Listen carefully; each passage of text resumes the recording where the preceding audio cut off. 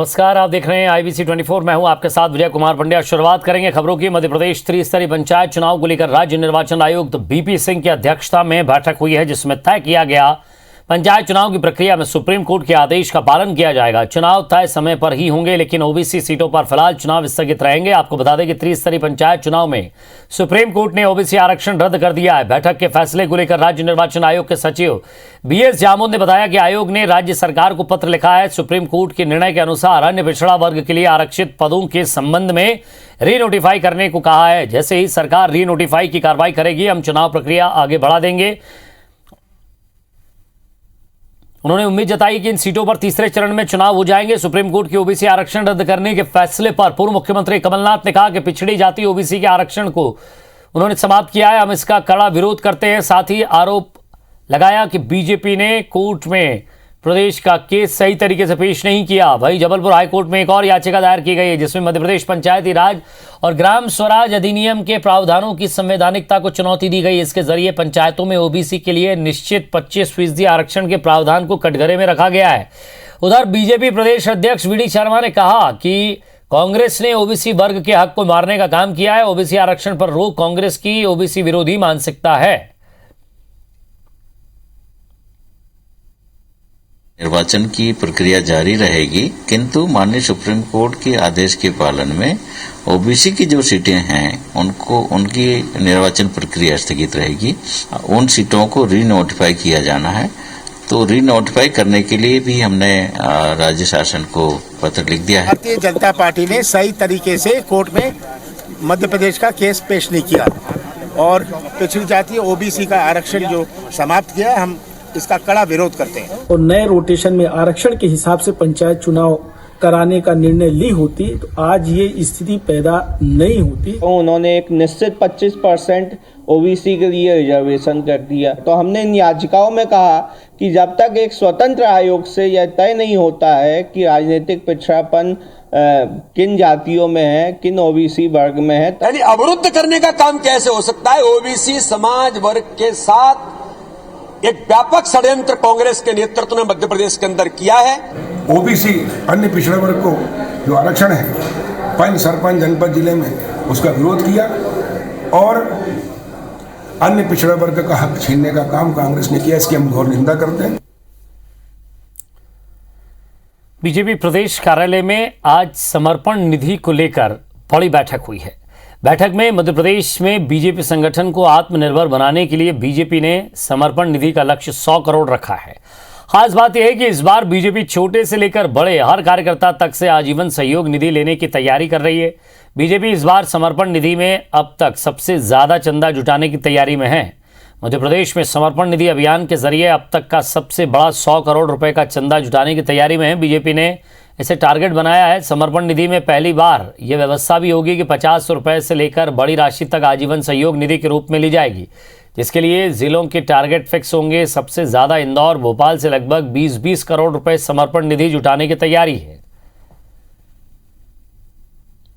समर्पण के नाम पर इस प्रकार से हमारी योजना के समय भी समर्पण करें और आर्थिक तौर पर अपने संगठन काम को चलाने के लिए कार्यकर्ता अपना समर्पण जितना संभव हो सकता है वो करने का प्रयास करें। ये रणनीतिक तैयारी हमारी इन बैठकों के अंदर हुई है और उस पर हम आगामी समय में काम कर रहे हैं। और ज्यादा बातचीत के लिए हमारे संवाददाता हमारे साथ जुड़ रहे हैं सुधीर दंडोतिया। सुधीर, सेवा ही समर्पण और समर्पण का मतलब है कि निधि और इसका कलेक्शन शुरू। देखिए विजय, बिल्कुल। और खासकर अगर बात करें, इस बार टारगेट बीजेपी का काफ़ी बड़ा है। पिछली बार हमने देखा था कि आजीवन सहयोगिता जो सहयोग निधि थी उसको लेकर बीजेपी ने 20 करोड़ रुपए का टारगेट रखा था और उसमें बीजेपी 12 करोड़ रुपए इकट्ठा कर पाई थी। पर तब की स्थितियां कुछ अलग थी। मध्य प्रदेश के अंदर सरकार बीजेपी की नहीं थी, लिहाजा उस समय बीजेपी भले टारगेट से पिछड़ी हो, पर लेकिन अब सरकार बनने के बाद में ऐसे हालत दोबारा ना बने या आगे कभी सरकार ना रहे तो कम से कम बीजेपी जिस तरीके से चलती है, चाहे उसके संसाधनों की बात करें, कर्मचारियों की बात करें या बीजेपी के संगठन पदाधिकारियों के दौरे और तमाम तमाम दूसरे खर्चों की बात करें, इन खर्चों को लेकर बीजेपी अब किसी भी तरह से किसी और पर निर्भर रहना नहीं चाहती है। और यही वजह है कि इस बार मध्य प्रदेश में सबसे ज्यादा टारगेट 100 करोड़ रुपए का समर्पण निधि के माध्यम से बीजेपी ने इकट्ठा करने का रखा है। और इसके लिए खास बात करें तो बीजेपी के जो कार्यकर्ता, बीजेपी दावा करती है कि लगभग 1.5 करोड़ के आसपास कार्यकर्ता मध्य प्रदेश के अंदर बीजेपी के हैं। ऐसे में 50 रुपए से लेकर जो बड़ी राशि है वो कार्यकर्ताओं से इकट्ठा की जाएगी और 100 करोड़ राशि के लिए 20 करोड़ रुपए भोपाल और 20 करोड़ रुपए का लक्ष्य इंदौर को दिया गया है। और बीजेपी को लगता है कि इस बार इस लक्ष्य को बहुत आसानी से पा लिया जाएगा। पर लेकिन बड़ी राशि है और इसको लेकर बीजेपी पूरे देश भर में एक संदेश देना चाहती है कि अपने खर्चों के लिए बीजेपी किसी तरह से किसी भी दूसरी संस्था या सरकार के ऊपर निर्भर नहीं है। लिहाजा बीजेपी आत्मनिर्भर मध्य प्रदेश में जो बीजेपी है संगठन है उस दिशा में आगे कदम बढ़ा रही है। ऐसे में एक समिति का गठन बीजेपी की ओर से इस पूरे समर्पण निधि को लेकर किया गया है। इस पूरी समिति में मुख्यमंत्री शिवराज सिंह चौहान, प्रदेश अध्यक्ष बी डी शर्मा, इसके अलावा बात करें मंत्री भूपेंद्र सिंह, विश्वास सारंग, संजय पाठक जैसे नेता मौजूद हैं। साथ ही साथ चेतन कश्यप और जो दूसरे जो बीजेपी के कोषाध्यक्ष रहे हैं उन सभी लोगों को इस बीजेपी की समिति में शामिल किया गया है। जयंत मलैया पूर्व वित्त मंत्री है, वर्तमान के वित्त मंत्री जगदीश देवड़ा, उनको भी समिति में शामिल किया गया है। और यह माना जा रहा है कि बीजेपी अपने कार्यकर्ताओं से यह राशि पूरी इकट्ठा करेगी जिसमें किसी तरह का चंदा या सहयोग किसी और से नहीं लिया जाएगा। समर्पण के नाम पर जो कार्यकर्ता अपनी पार्टी को देना चाहते हैं उसके आधार पर 100 करोड़ का लक्ष्य हासिल किया जाएगा। और इस पैसे से बीजेपी अपने आने वाले समय के जो खर्चे हैं, चाहे वो चुनाव से जुड़े हों या फिर चुनाव कार्यालय या माफ कीजिएगा पार्टी कार्यालय जो पूरे प्रदेश भर में बीजेपी के हैं, उनके संचालन को लेकर जो पैसा खर्च होता है, ये सभी पैसा जो खर्चे हैं वो इसी राशि से खर्च किए जाएंगे। लिहाजा बीजेपी इस पूरी समर्पण निधि को लेकर काफी ज्यादा गंभीर है।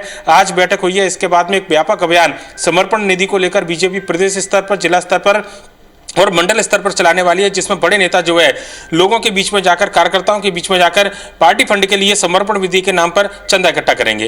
विजय, शुक्रिया सुधीर इस तमाम बातचीत के लिए। तो समर्पण निधि का कलेक्शन शुरू होने वाला है और अलग अलग टारगेट यहाँ दिए जा रहे हैं।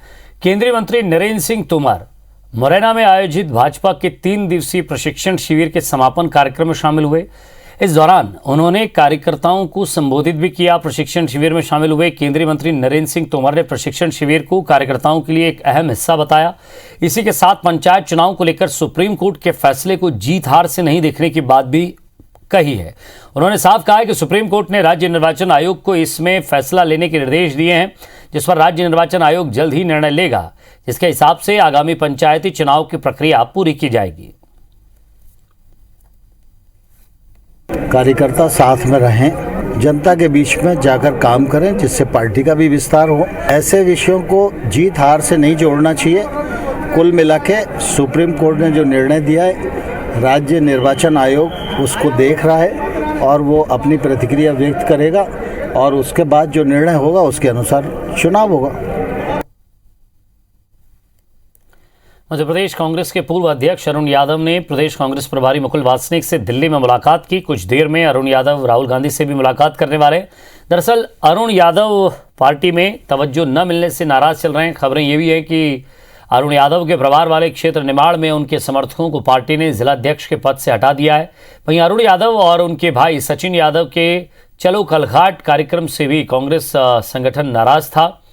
हालांकि संगठन की तरफ से ये सफाई दी जा रही है कि खंडवा लोकसभा उपचुनाव में अरुण यादव के समर्थकों ने पार्टी के लिए वो काम नहीं किया जिसकी उम्मीद की गई थी।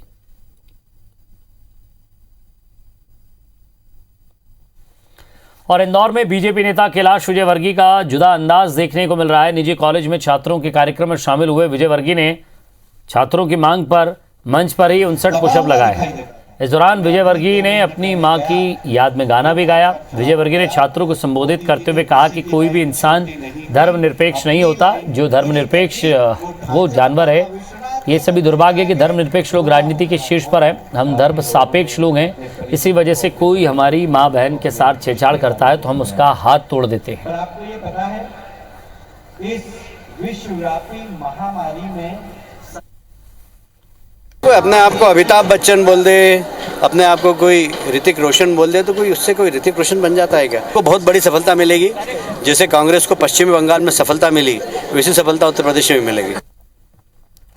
मध्य प्रदेश कांग्रेस का जन जागरण अभियान जारी है। राजधानी भोपाल में कांग्रेस विधायक पीसी शर्मा ने न्यू मार्केट में व्यापारियों के साथ बात की और सैकड़ों कार्यकर्ताओं के साथ बढ़ती महंगाई को लेकर महंगाई हटाओ बीजेपी भगाओ के नारे लगाए हैं। इस दौरान पीसी शर्मा ने बीजेपी पर निशाना साधते हुए कहा कि जब से बीजेपी सत्ता में आई है तब से महंगाई अपने चरम पर है। बीजेपी सरकार न गरीब की सुन रही है न ही व्यापारियों की। वहीं बीजेपी सरकार के चिकित्सा शिक्षा मंत्री विश्वास सारंग ने पलटवार करते हुए कहा कि कांग्रेस जनता के बीच जा रही है, तो ये भी बताएं कि 15 महीने की कांग्रेस सरकार के दौरान उन्होंने क्या किया। महंगाई के खिलाफ कांग्रेस ने बिगुल फूंक दिया। पदयात्रा करके लोगों के अंदर जन जागरण पैदा करना है कि ये हर चीज़ महंगी हो रही है। लॉकडाउन के बाद लोगों के काम धंधे बंद हो गए, बेरोजगार हो गए और महंगाई लगातार बढ़ती जा रही है। कुल मिला के ये महंगाई के खिलाफ है। इसमें एक OTP नंबर है, इस नंबर पे मिस कॉल करके हम महंगाई के खिलाफ है, ये जन जागृति हम पैदा। कांग्रेस जनता के बीच जरूर जाए, कहीं कोई दिक्कत नहीं, जाना ही चाहिए। अधिकार की बात करते हैं तो निश्चित रूप से उन्हें हर विषय पर जनता के बीच में अपनी बात कहनी चाहिए, पर उनका ये कर्तव्य भी है कि उन्हें जनता को ये भी बताना चाहिए कि वो 15 महीने मध्य प्रदेश में सरकार में रहे तो उन्होंने क्या कुछ किया। नजर बिग न्यूज पर। प्रधानमंत्री नरेंद्र मोदी ने यूपी के शाहजहांपुर में गंगा एक्सप्रेसवे का शिलान्यास किया। इस दौरान पीएम ने कहा कि इस एक्सप्रेसवे से यूपी के विकास का रास्ता निकलेगा। वहीं पीएम ने कहा कि यूपी प्लस योगी बहुत उपयोगी है।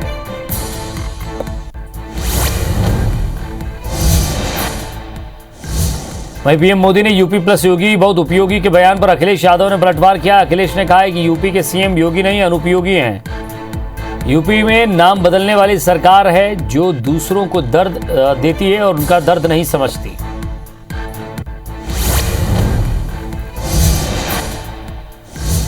अमेठी में कांग्रेस नेता राहुल गांधी ने जनसभा को संबोधित किया। इस दौरान राहुल गांधी ने बीजेपी पर जमकर हमला बोला। उन्होंने कहा कि हिंदू पूरी जिंदगी सच्चाई के रास्ते पर चलने में लगा देता है, लेकिन हिंदुत्ववादियों का काम झूठ प्रयोग कर सत्ता छीनने का होता है। ये नफरत फैलाते हैं।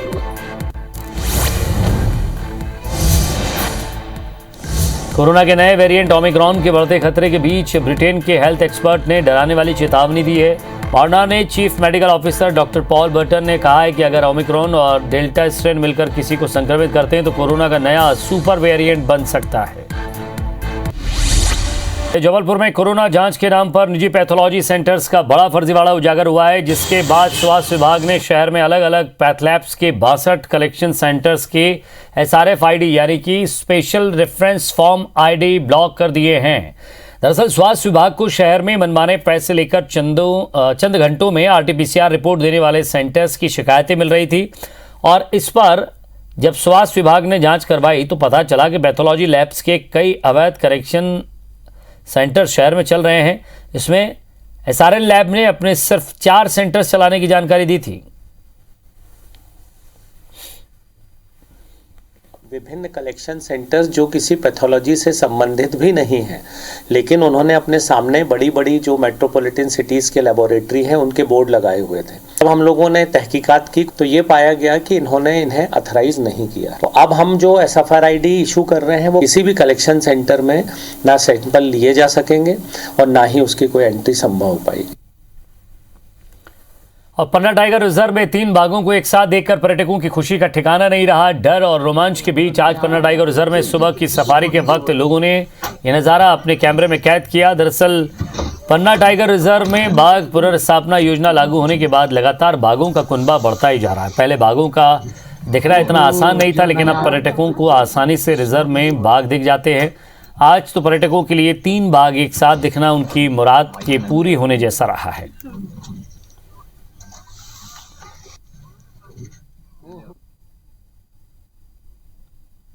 और इसी के साथ फिलहाल इस बुलेटिन में इतना ही। नमस्कार।